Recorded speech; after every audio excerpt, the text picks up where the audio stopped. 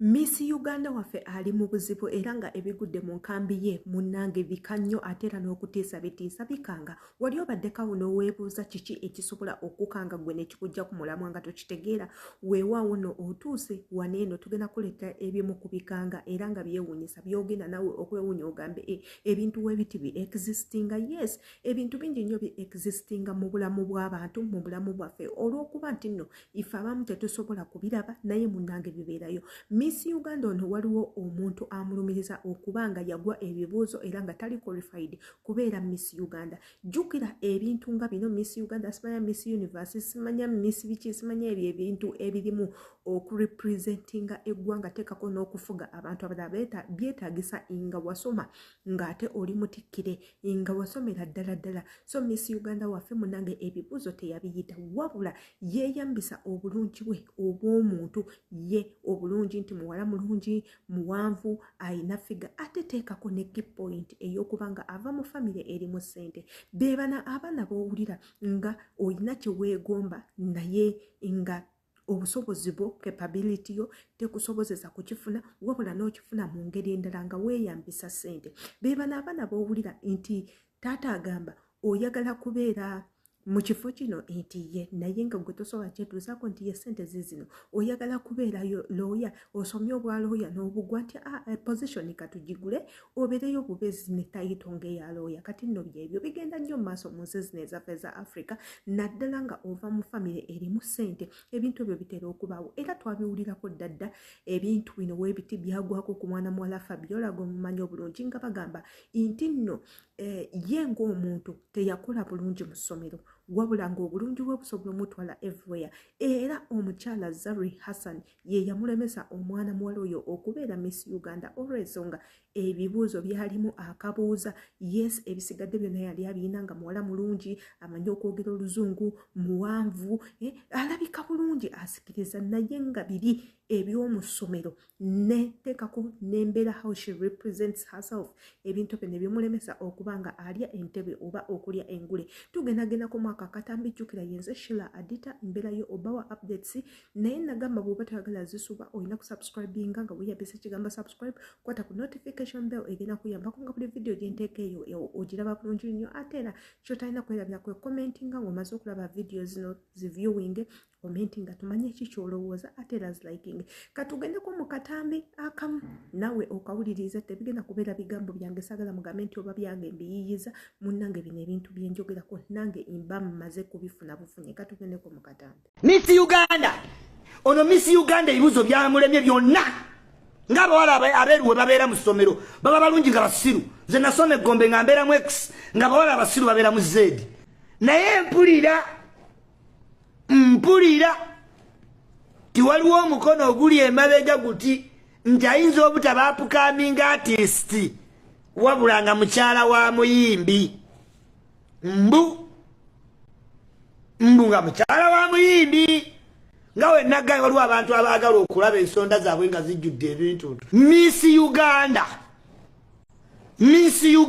gwe tuyina mulungi nnyo kubanga abantu bamanyira nti brown is beauty. Nze siri bwe nti nze mmanyi black is beautiful yasira nko Miss Uganda asinga Olivia Nakakande.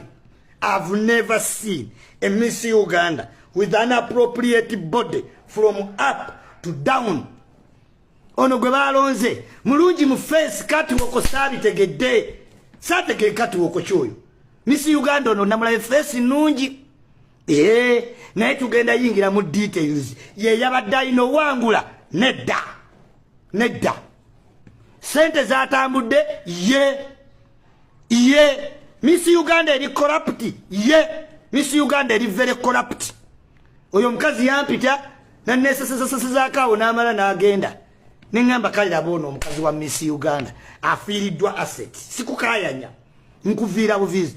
Miss Uganda kimaze okakasibwa nti Miss Uganda pigment osobola omusasulira you can pay money n'owangula nga wolaba Miss Universe ezo zonna pigment zemulaba mu nsi kyetuba tawangula. Nakakande Miss Grand gwe yali mu juice omu Brazil yamuwangula yasasula emitwalo 25 egya dola 25 kakati ono Miss Uganda aliwo kituufu mulungi naye yamaliriza mu Numbers nya ne bakyankalana emikono ne gikyuka. This Uganda needs Museveni. Abantu bakyali corrupt from the bone. Abantu bonna bateekamu buteesi ki sente afa kuwangula. Kyobola waliwo abantu bangi abawangula naye nga ne bawangula ensi tebitegeera. Yafa kujjuza kasonda ke from Benin, from Mogadishu. Ne bajira agantuntu ne bagateekaawo. Naye mulowooza lwaki Uganda tebifiiringa abantu be bawuyininga kuba biri fishe bya kiyaayi. Mwabirabe mwennyini ku Miss Uganda. Bapalapalanya. Let me tell you. Omuwala gwe bayita Prima mu ba contestant yabadde very bright. Ne muganda wa Cindy. Ono Miss Uganda ebibuzo byamulemye byonna. Ng'abawala abeeruwe babeera mu ssomero. Baba balungi nga basiru. Nze nasoma Gombe nga mbeera mu X. Ng'abawala abasiru babeera mu Z. Ngera tuva mu X tugere tukwane mu Z. Abawala balungi batumanyi ko Miss Uganda ebibuzo byonna byamulemye. Byonna. Tamanyi kudda mu bibuuzo. Muganda wa Cindy kabadde chance nyingi tiyalina okuwangula naye nga yesindika bwesindisi mu ntambula mumpi mukko naye nga mukudda mu ebibuuzo aticulesi. Muganda wa Cindy ye yasinze. Ono Miss Uganda babadde bamuwadde bwa Miss Popularity. Omuntu yasinze popularity ku internet. Kakati Miss Popularity ofuuka Miss Elite ng'olina ogende Cairo oba Egypt representing. Awo emikono negitambula ne bakyusa. Kyova alaba nga baddidde oli omwana yabadde owokubiri ku Miss Popularity ne bamuwa ekya Miss Popularity yaddirira ono oli ne basobola omuwa obwa Miss Elite ono ye ne bamugamba tumukunde. Gwe Miss Uganda naye kyendabye ku bannayuganda ekintu kiri kimu. Nze siri badadi kulinnya ne bannayuganda bali badadi kulinnya. Simanyi tumukunde ate nga tulina tumukunde yesimbawo kuba president ate mugamba mutatono tumukunde Bunyarwanda. Lwaki Abanyarwanda is a big district to Ugandans? Waliwo abayindi ababeera wano nga bafuuka Bannayuganda. I've never seen anyone wagamba abo bayindi si Bannayuganda. Abakongo we bali wano nga bafuuse Bannayuganda, Abarundi, Abasudaani, Aberitria. Lwaki Bannayuganda bali obsessed? Olaba omuntu simanyi oyo Munyarwanda. Omunyarwanda is it that person a Ugandan? Now katubuuzemu kyemutugamba nti Omunnayuganda ali Britain oba America oba Sweden oba Canada ng'alina akatabo ka Canada n'asambira ensi ya Canada kyogamba tebamulikogonaizinga. Mutabani wa George Weah yateebedde ensi ki mu America. It was World Cup. Bera ne logic mutwe. George Weah is a president of Liberia. Liberia participated in World Cup on first level as a qualification. His son was playing for the nationality of America. Didn't America recognize that boy? Muyina okuyiga okwejja mu tribalism ali akyali ancient ow'ekisiru.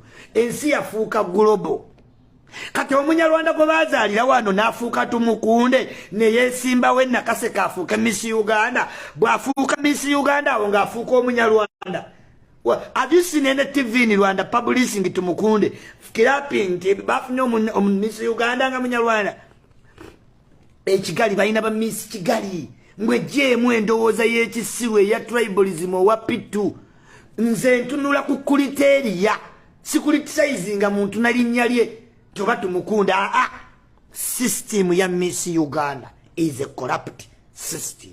Siba contestant oba bafunye lupolo ne basasula be bamanyi naye ffenna tukimanyi nti Miss Uganda oyo upcoming artist wa mu big talent winning team eba nnungi.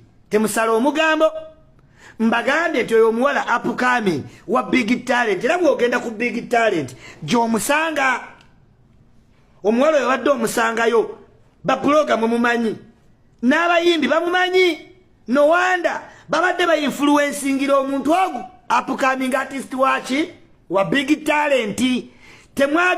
Mwalaba Chameleone yagenda mu kivulu kya Kenzo Ekololo.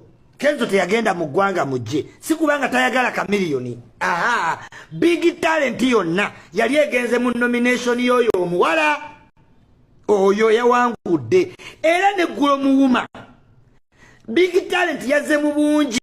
Ako nno ke katambi ke mbadde njogerako abantu abamu mugenda kugamba wa oyo omusajja twamumanyira ayogera nnyo ayogera bino ayogera bibiri jjukira abantu we bate nga ba blogger munnange batera okubeera ne information era information yaabwe tetugibuuza maaso jjukira ba blogger babeerawo okunoonyereza ku what's happening what's going into people's lives ne bafuna obukakafu nga tebannaba kujja kwogera baba n'abantu ababeera ku source ababawa information ngera bwe mukimanyi kakati jjajja Uchuli yavuddeyo n'ayogera n'agamba Miss Uganda wagwa ebibuuzo and of course ngenda kukitwala nti kituufu because si ye muntu yeka asoose okuba nga agwa ebibuuzo abaana bangi nnyo naddala abaana b'abagagga you cannot be a Miss Uganda nga family gy'ovaamu nfu impossible you cannot be a Miss Universe nga family ova mu nfu because those positions need money zeetaga abantu abagenda okufinance nga mwalabako ku bintu bino ebya Benacho when she was trying to become a successful model of course and the Miss Uganda mugonga lyaffe lya Uganda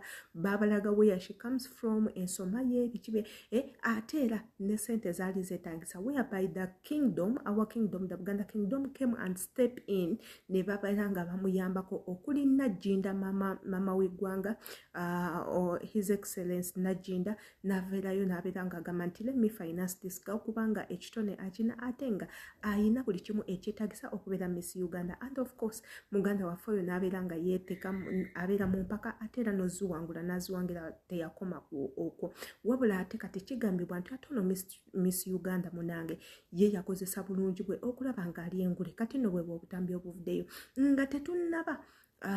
nga tetunnaba gamba bino nabiri kansooke imbazeeyoko emabega biki ebyabadde mu mpaka tulabe jjukira empaka zineno zabadde mu muganda wa Sindi obuvuyo bungi bwabaddeyo balaze engeri gye babyemu obululu engeri y'ogululira abajjaaji obutambi obwabaddeyo into silence era nga n'ekikonde kyanyooseeko ku stage backstage ekikonde kyanoose people were asking omuntu gwe twalonze nga tesigwe muwaddeyo omuntu ebintu ng'ebyo obutambi obwo ngenda bubadezaako emabega mubeere nga mubulaba what happened abantu abamu nga bagamba nedda we are so disappointed in this competition this is not what we expected we wanted a fair game a fair trial lwaki ebintu bino mubiteekamu corruption there is too much corruption in the industry lwaki ebintu webiti bigenda maaso ate kajjukira corruption is the only thing that can destroy and put down everything that a person is planning.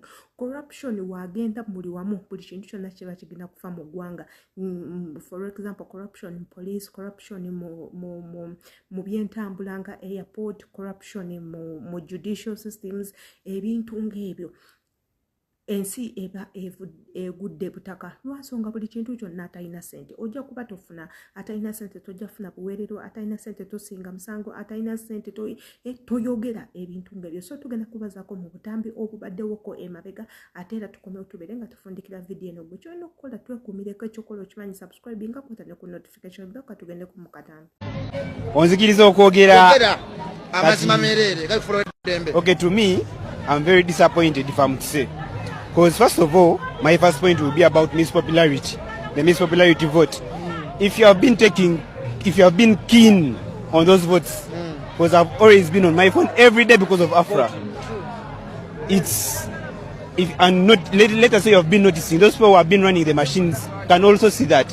Because every day, Hannah, they could boost every day. That's money.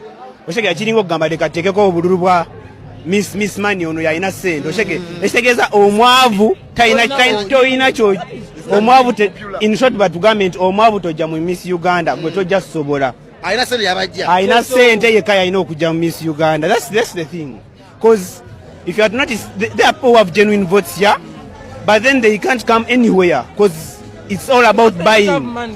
500 votes were 388 emitwalo 38 mukanana n'obugwamu. Can you imagine? And these people agenda kulaga nti agenda gula omutwalo in a day. It has really not been fair, if I'm to say. Okay, however much I'm a supporter of number 15 who is Kenga Zafra, but at least as far as reasoning is concerned, yeah, if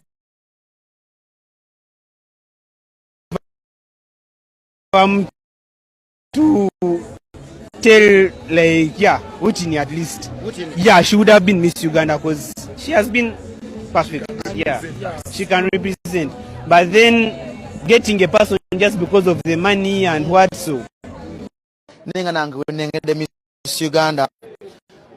Embele tambode bulungi nnyo, red carpet experience.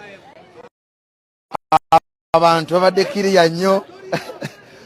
Asinga bakasuka ebigambo ebyenjawulo. Tebali happy n'embeera egenze maaso naye at the end of the day olina okuba number one era number one oyo bajjaji gwasadde okubanga balonda naye mu mbeera ebadde ku mmeeza y'abajjaji bafunyeemu obuzibu mu kusalawo ani number one nga bw'olengera essaawa zino waliwo omukyala ali mu dress ya purple alina siriiti empanvu bweti omukyala oyo bajjaji badde basazeewo okubanga balangirira omuwanguzi yakomyewo n'abagamba mulindeeko musale pulesa n'agezako ebigambo bye yagambye awo ebigambo ebibadde ebyenjawulo era nga bw'olengera abajjaji babayise okubanga babayo results okulangira number one naye kikyagaanye basadde kika 30 okubanga bakyesootinga nga bali bekigenda mu maaso nga bw'olengera embeera w'ogirengera awo bajjaji bonna basituse bali mu kwegaayagaayaamu ono agamba ono number one ono agamba Whitney ono agamba Anna ono agamba second runner up ono agamba gundi ono agamba gundi omukyala ono era mu mulengera ali mu dress eya purple gwe nabagambyeko ng'ayina Stella afuma Miss Uganda kubanga naye baddeyo mu ku bajjaji ng'agezako mugamba nti embeera kola booti era olengera bajjaji abamu tebakkiriza n'omukyalo ono abamu bali mu kunyeenya emitwe abamu bagamba ABCD buli omu bagamba sibitegeera so embeera nga bw'ogirengera yakaasa mmeeme embeera ya bunkenke okutegeera ani muwanguzi ani Miss Uganda so omukyalo oyo gw'olengera simanyi akola ngaani si judge oba director oba simanyi nenga si judge nenga bajjaji abalimu nnyo okutegeera ani number one era olengera y'omu kubasalawo ani number one so endowooza z'abantu ziboogedde si zange nenga embeera wogirengedde buli muntu alina endowooza eyiye bagamba number one y'ono number two si y'ono so buli kimu ABCD semusemu mamirira kankolage ebigenda mu maaso confidence okitegeera naye baleme otusiriwaza okitegeera baleke otusiriwaza obudde waffe emitwalo 8 actually tebatugambye fe abatudde mu ordinary by the way everyone wasn't happy kuba ne mukirabye no mpasa idiyo ngagwe batubye nze oyo mwana simumanyi but the truth is when you sit and obadde mu show obadde osirikirya no comparing and contrast okitegeera that girl was brighter than Hannah tetuganye Hannah abadde naki na confident abadde na mweru no the truth is Hannah Kale yes she could be the first runner up but the first runner up was supposed to be the Miss Uganda period. Ekibuuzo kyembuuza wabadde bagenda ocrowninga ono omwana gwe baleese nga first runner up the second runner up bwe bamuleese ono kyenjagala okumanya ono omwana abadde akute sash n'agimwambaza bwe bamaze omugamba nti nno yali kino ate agenze n'akuba oli akaama ne bajja ne bakyusa ono akubye akaama amugambye eki ndowooza wamugambye ono sigweta I don't know but wamaze omugamba ne bakyusa omulala gwe bakrownize katwebuuza kikyekyo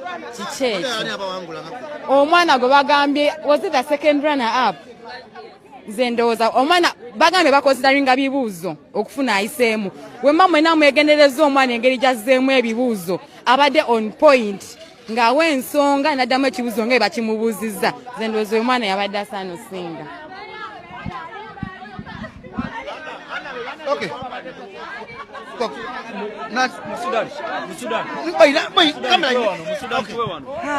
Hi, how are you? I'm fine, thanks. How are you? Omukolo gulengedde gubadenga gubadde. Yes. Abantu bagamba. Yes. Inji Hannah tazana kwa Miss Uganda. Nakusaidia. I know. I mean, Hannah. She's very intelligent. She's a very beautiful woman. However, Whitney she's more intelligent and she represents Uganda. She represents the women we are today because she answered all the questions right. They are both very lovely women, very beautiful, but the intelligence of what women we stand for today is Hannah did not deliver. So I will go with Whitney. My vote was Whitney, and Whitney is a woman I am today. I live in the Washington, D.C. area, and we need to speak up for women. Hannah did not cover up. So you're not contacted with Hannah? No, I did not. She's a wonderful woman. She's beautiful, but she did not deliver what women are today. We're looking for more intelligent women. who can stand up in presidents, who can stand up for women. Hannah is not the right woman. And Whitney is, from my preference. Your team Whitney? Yeah, Whitney. And I can see Whitney going far representing women. Okay. Yeah. Thank you. Ndozo biwulidde onagamba Whitney. Uncle. Okay. Papa. Je balakosebo. Je bayeko mukama wange. Embeero gyengedde badde yali munda. Miss Uganda omulengedde. Hannah yawangu. Because this crown comes with a lot of service, a lot of dedication, a lot of hard work, and I'm so determined to serve my community, to serve my nation, and the world at large. Okay, we last had Miss Uganda at the Miss World, where we had to top the top 5. So what do we expect from you from this world? Expect the crown, the Miss World crown home. Yes. Yes. Oh, you were crowned Miss Popularity, and you were supposed to represent us in Egypt. Yes. So how do you feel that you skipped that and you became the winner? Because they had to pick someone else. I feel so good because the main reason why I came here was for Miss Uganda. But I would still be very happy if I represented my country on an international level. And I'm so happy for my sister who was going to represent Uganda, and I believe she's going to do her best to bring the crown home. Yes. Okay, being crowned this second runner-up. Yes. We thought, in your feeling, you thought you were going to be crowned the Miss Uganda. How do you feel for your sister being crowned? I feel good. I feel overwhelmed because they are all my sisters. We have been in boot camp and we have known each other. I feel so excited and happy for them. Okay, what are you going to see that this year Miss Uganda comes on top in every activity that's going to take place? Beg your pardon? Like helping her achieve. What are you going to do in your place, like being the second runner? First of all, what I will do is working together. We are a team. We are all Miss Uganda. And as 3 of us, friendship is key. So we shall work together as a team. Martha? Yes. Coming from a celebrity family? Yes. Yes. Everyone were thinking you'd be the crown of Miss Uganda. Your sisters are designers. One of your sisters is a singer, that's Cindy. How do you feel like the place you've... I feel very good for the place that I've got. To be honest, the competition has been very tight. All of the girls are very beautiful and intelligent, and I just feel very grateful and thankful to God that I made it here. And my sister Hannah deserves it 100%. There is no doubt about that. What's your hand to see that she makes Uganda proud in everything she's going to do? Of course, we are going to work as a team, and we have causes that we do together. We're going to try and do charity work together, and we help her where she needs help in Miss World. Obutambi obundowooza mubulabye bulungi nga bwe nsiba mpagamba nti ebigambo byendeeta wano eno munnange tebiba bigambo byange nti oba njeeyeza biyiye the things biba bya happenings nga weebiri nze nzija buzi bawa updates like any other person lwansonga njagala abantu bange aba subscribinga kweno channel mubeere nga muenjoyinga to have good time on this channel, to enjoy this channel ate era musobole okuba nga mugyekumirako. That's why I keep on giving you updates on each and everything that's going on, most especially when I say something is very interesting chemuyina okubanga mumanya obanga mulaba. Just know omuntu oyinza ova eno ngamba kati how does Miss Uganda competition benefit us munnange gwengo omuntu. You may think right now this competition does not benefit you, naye time to come, time in the future, you never know. You have a courage or a gift of becoming a model, becoming a showcaser, becoming a fashion designer, and each and everything. So you need this competition. Tulabye abaana bangi nnyo abali mu ggwanga gana mawanga g'Abawarabu nga bazze okukola nga balina talent eya craft, talent ey'okubeera ba model, talent ey'okukola engoye nga bazikola mu biveera, bazikola mu bikutiya, bazikola mu biki. So ebyo byonna bigenda into modeling and fashion designing. So kyovulaba mbateredde obutambi buneeno mubeereko ebyo bye muyega mulabe biki ebi happening in different areas and societies, in different people's lives na industries. Era kyovulaba mpamvu bateredde nze Sheila Adita, commentinga, likinga, viewinga video ate era twekomereko embaagalanyo.